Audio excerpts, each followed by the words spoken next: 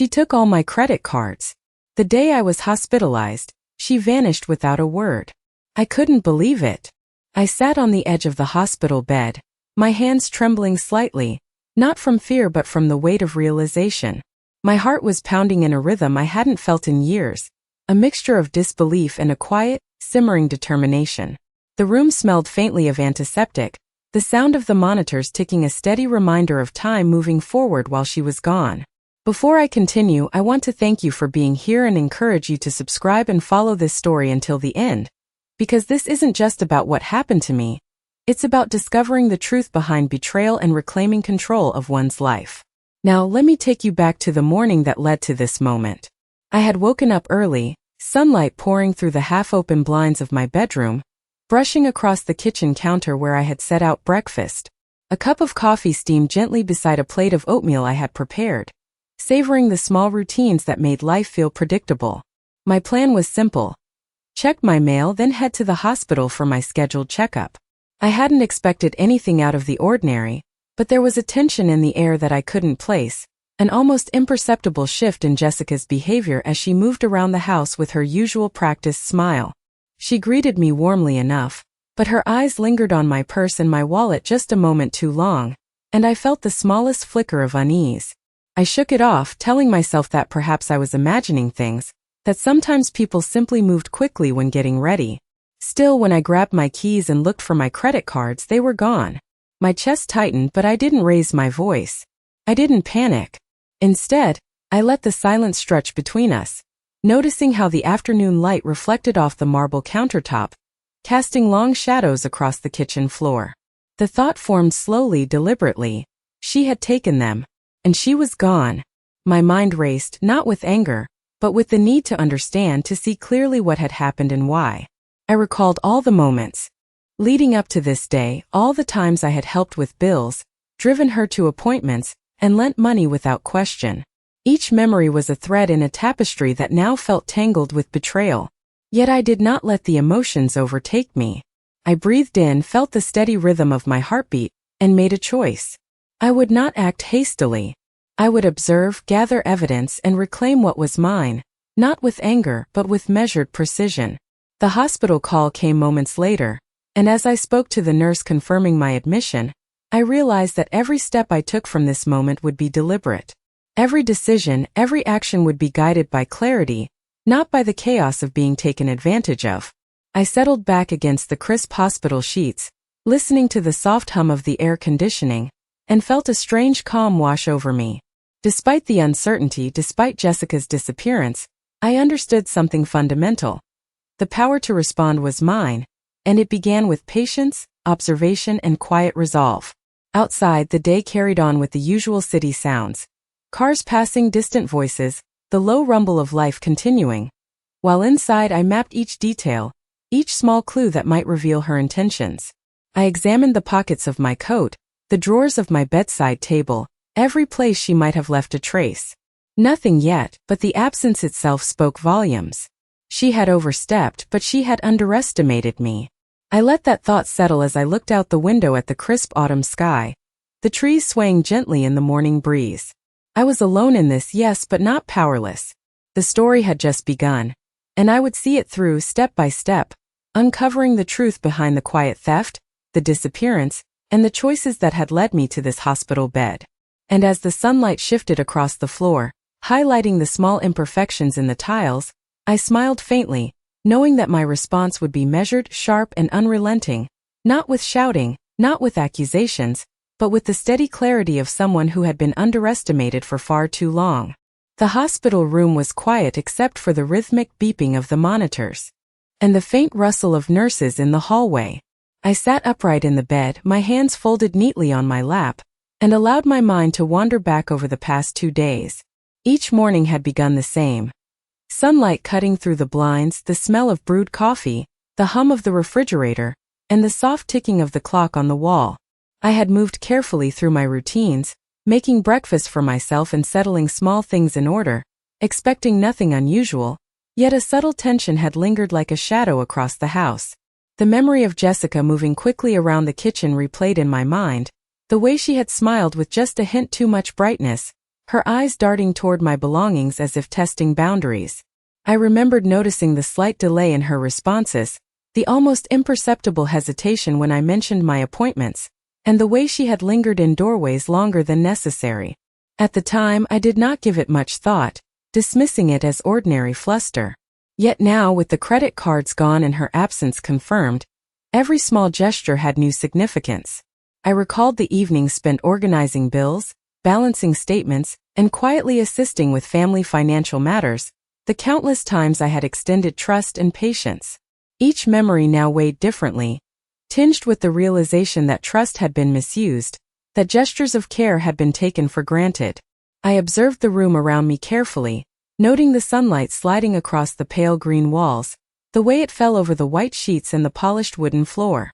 The quiet atmosphere made the absence of Jessica feel more pronounced, her presence lingering in the form of tasks left incomplete and small signs of domestic normalcy suddenly absent. I thought of the small details she had ignored or manipulated, the unopened mail, the coffee cup left half full, the misplaced set of keys, and how they now seemed deliberate in retrospect. I reminded myself to remain calm, to preserve clarity in a situation designed to unsettle me, knowing that any rash action would only diminish control. The sense of control, however minor, became my anchor. I organized my thoughts, creating lists, reviewing mental notes of where my cards had been stored, and considering every interaction that might provide insight into Jessica's intentions. Each detail was a piece of a larger puzzle, and I would not allow haste to cloud judgment. I allowed my attention to drift to the window, watching the street outside where autumn leaves swirled gently along the sidewalk, the distant chatter of neighbors carrying faintly into the room. The world moved forward as it always did, indifferent to the disruption within my home, yet the contrast highlighted my determination. I reflected on my own resilience, the decades of life experience that had prepared me for unexpected challenges, the patience learned through years of managing complex situations and relationships. As I sat, each breath deliberate and measured, I felt a quiet strength forming, an understanding that the response required thoughtful precision rather than immediate confrontation. The day stretched before me, full of possibilities for recovery, for observation, for action taken with intelligence and foresight. I could feel the shift within, the transition from passive disbelief to proactive resolve, each moment reinforcing the choice to proceed with careful deliberation. I allowed the thoughts to settle, the rhythm of the room providing a steady backdrop to a mind actively planning, calmly analyzing, and preparing for the steps necessary to reclaim what had been taken, to observe the motives and actions with clarity, and to respond in a way that was both decisive and measured. The afternoon light deepened, casting a warm glow across the sheets, and I felt a sense of readiness, a patient anticipation that the next moves would be deliberate, informed, and unhurried, a strategy forming quietly beneath the surface as the hospital's quiet enveloped me completely. The afternoon passed slowly, sunlight fading through the blinds and painting the hospital walls with long, soft shadows. I had organized my thoughts carefully, reviewing the timeline of events, remembering every interaction that had seemed ordinary at the time but now hinted at something more deliberate. Each step she had taken, the way she handled the mail, the questions she asked about my routines, the subtle suggestions about purchases, suddenly formed a coherent picture in my mind. I noticed the quiet efficiency with which the nurses moved, the gentle beep of the heart monitor, the muted conversations in the hallway. It was in this calm, almost mundane environment that I could observe clearly without distraction, without the distortion of anger or fear. I sat with a notepad, jotting mental notes about the possible outcomes, considering the ways in which I could methodically recover what had been taken. I remembered small details about my home, the order in which things were stored, the familiar locations of each of my credit cards, the bank statements, the appointments I had scheduled. These were my points of leverage, quiet yet powerful tools in the pursuit of understanding and resolution.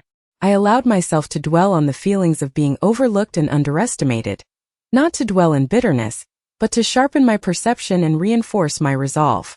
The room itself became a space of reflection, the soft hum of the ventilator, the distant murmur of conversations, even the subtle scent of antiseptic creating a rhythm to which my thoughts could align. I thought about Jessica's patterns, the small inconsistencies in her behavior, the way she had smiled when I mentioned my schedule, the fleeting hesitations, the careful phrasing of her words.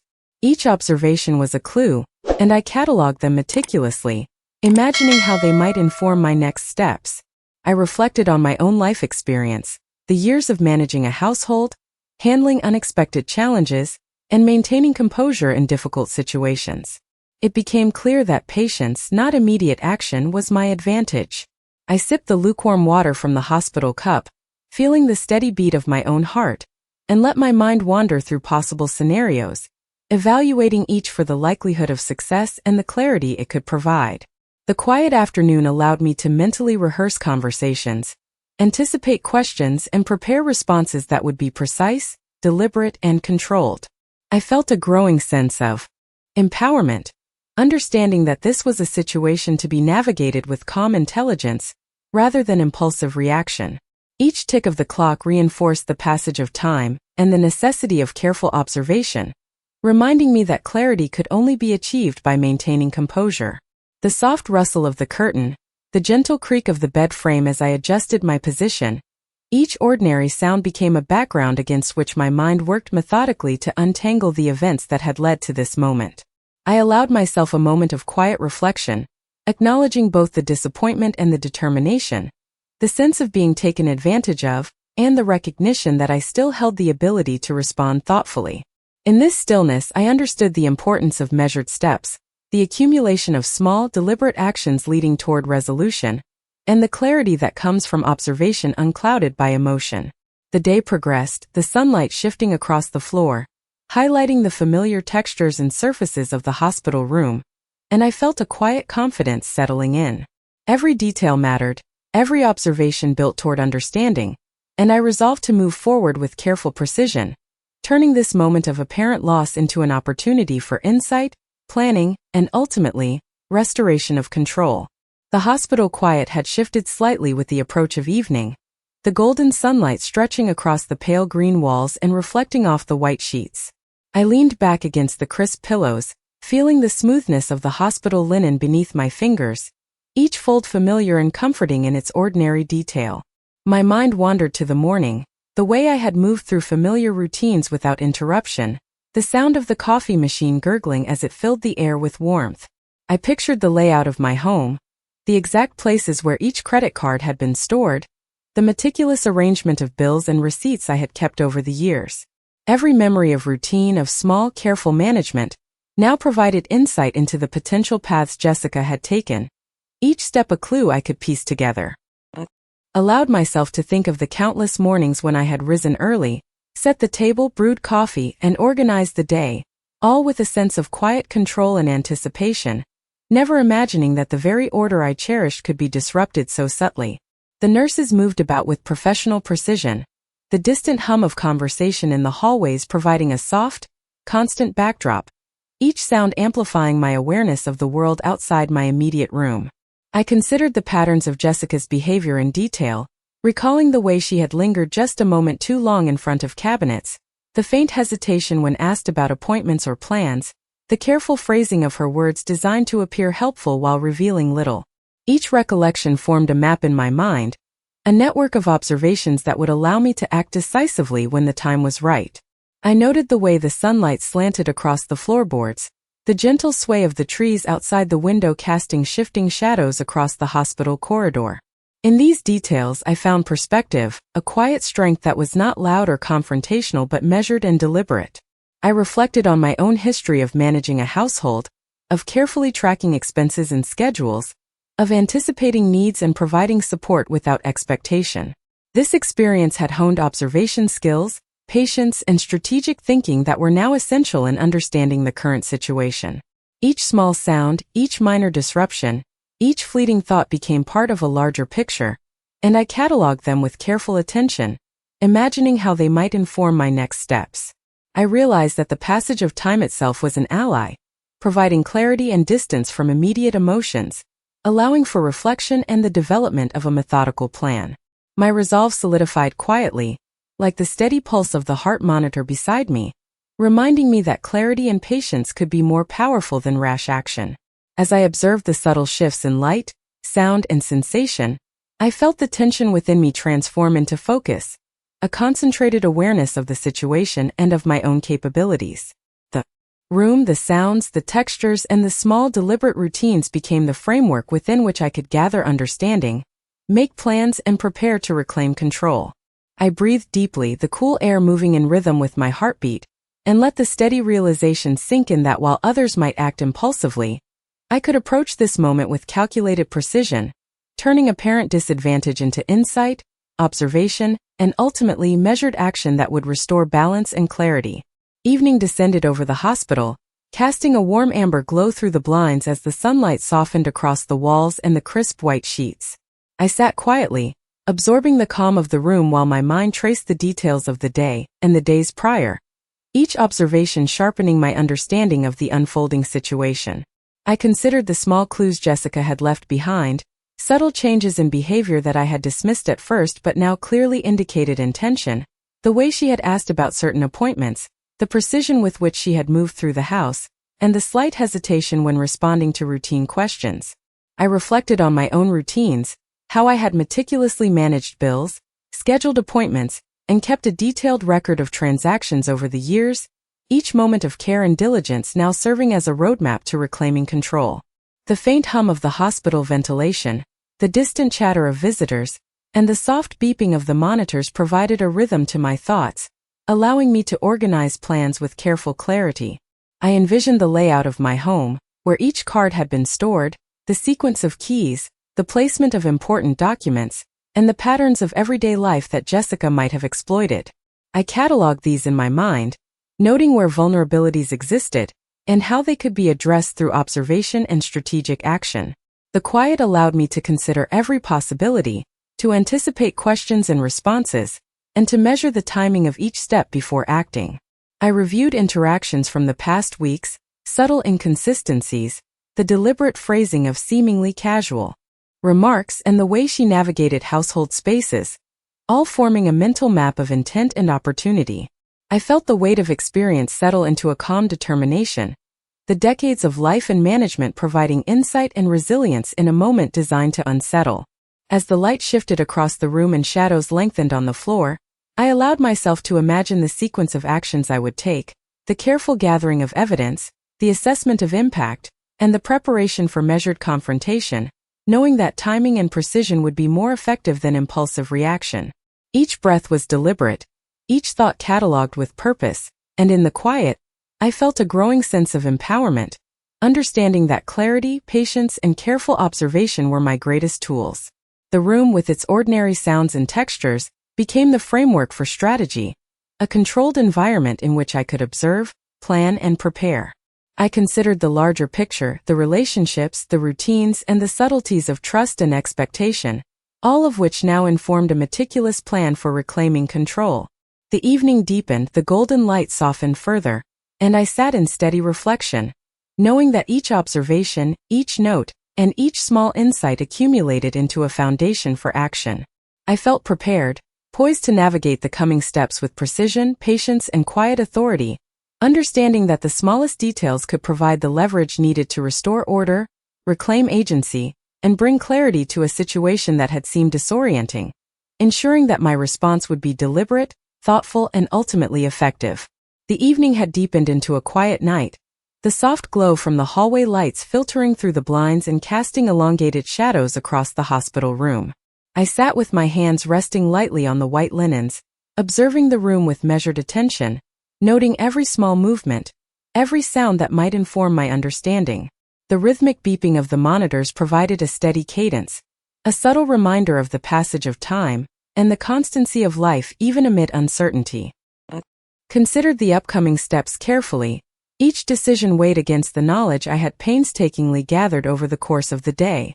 My mind traced back to the subtle behaviors, the small patterns I had noticed in Jessica's actions, the casual comments that hinted at awareness, the way she had handled household matters with apparent efficiency but with underlying calculation, the slight delays and hesitations that now seemed to reveal intention.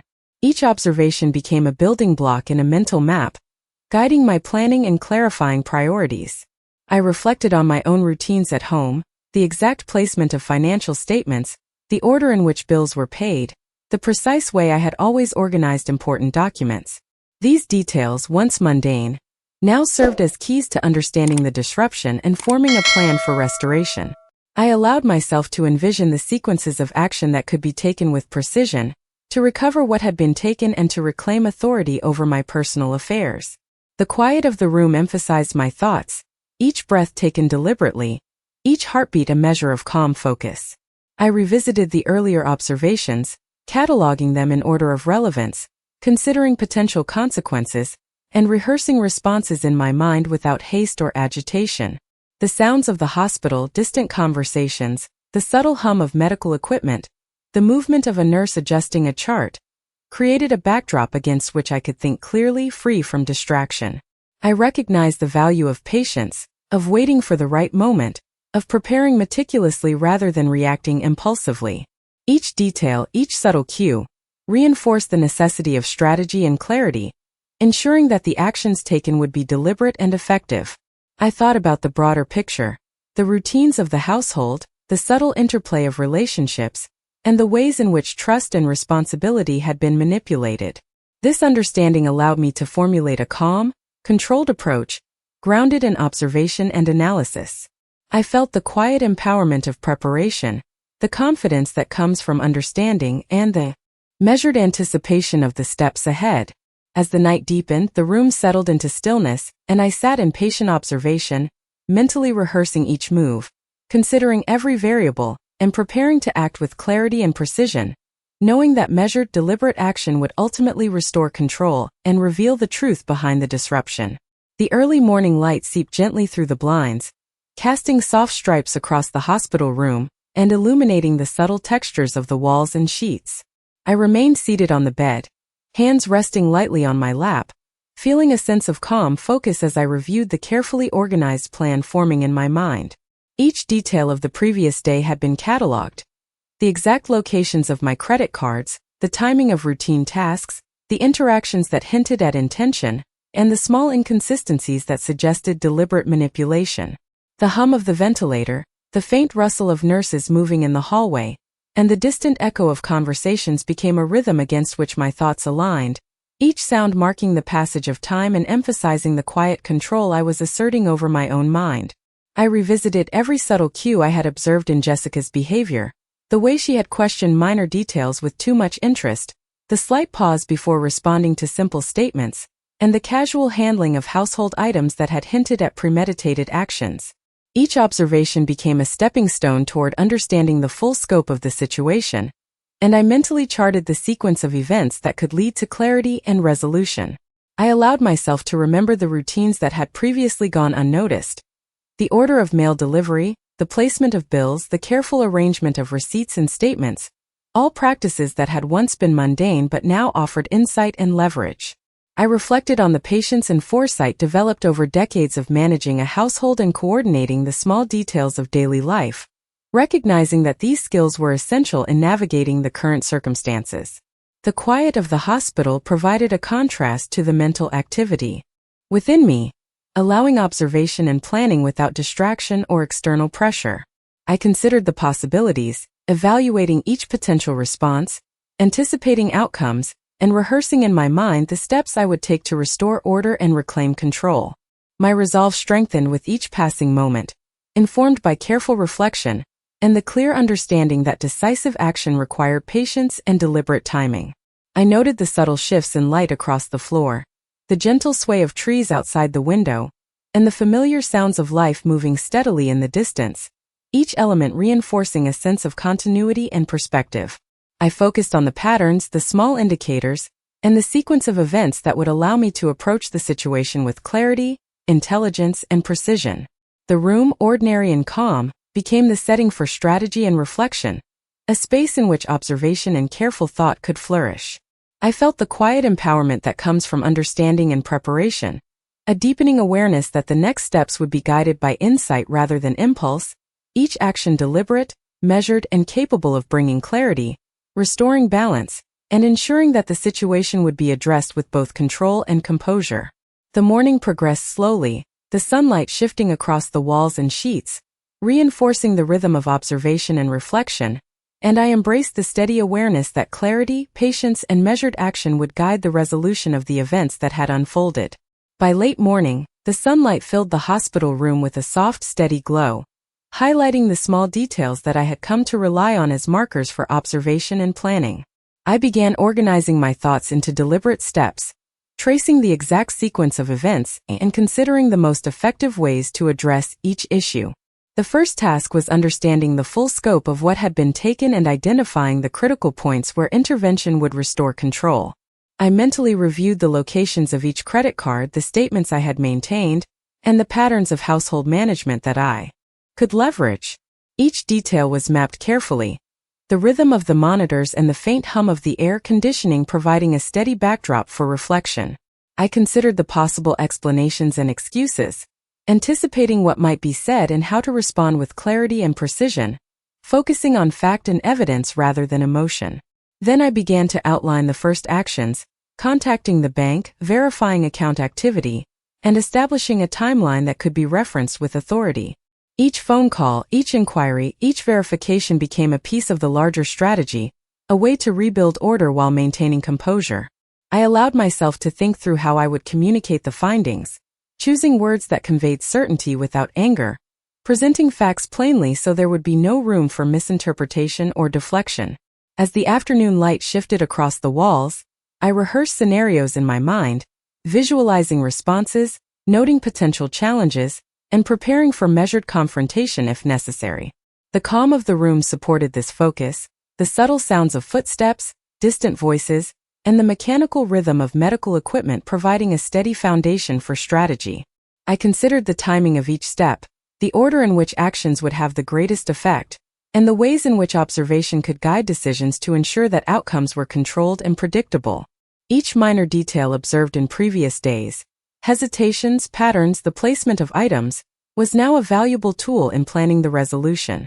I felt a quiet confidence building, a clear sense that I had moved from passive understanding to active problem solving, that the situation could be addressed logically, deliberately, and effectively. As I prepared to take the first concrete actions, I reflected on the importance of patience, clarity, and calm authority, understanding that each choice would shape the resolution and restore balance. The room, with its soft light, quiet atmosphere, and familiar textures, became a space of empowerment, where careful thought translated directly into measured, effective steps. By mid-afternoon, I had a clear plan.